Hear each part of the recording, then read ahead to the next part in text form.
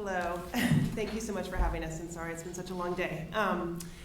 We are speaking on behalf of the Medical Justice Alliance. My name is Alice Bukhman. I'm a physician at Brigham and Women's Hospital.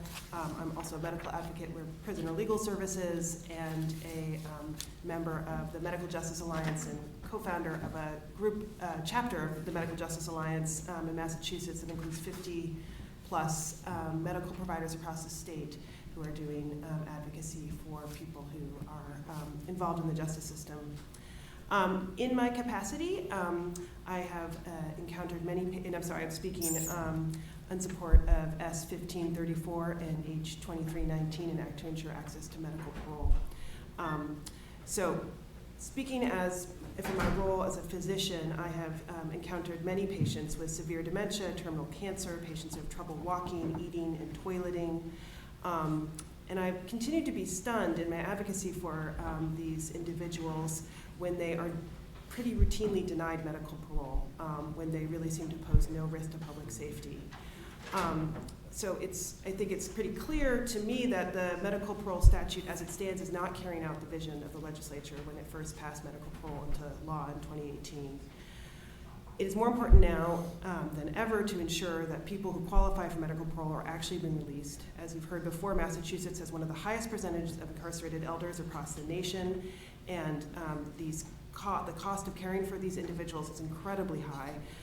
In 2021, it cost $430,000 a year to incarcerate someone at the Shattuck Hospital, where many terminal patients die.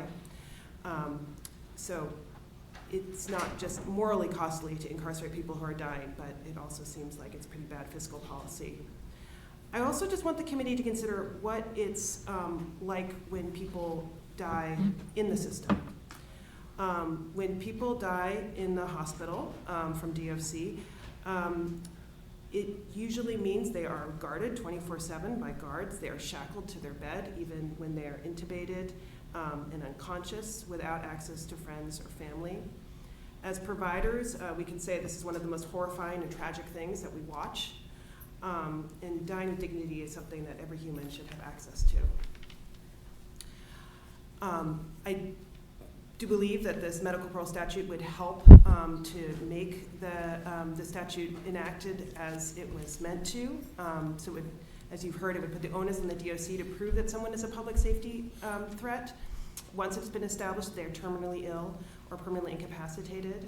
It would require cognitive screening for anyone over age 55 to ensure that the DOC identifies people who have dementia, and require DOC to release people to a DPH hospital so that people who are granted petitions do not die waiting for release. Thank you very much. Thank you. Dr.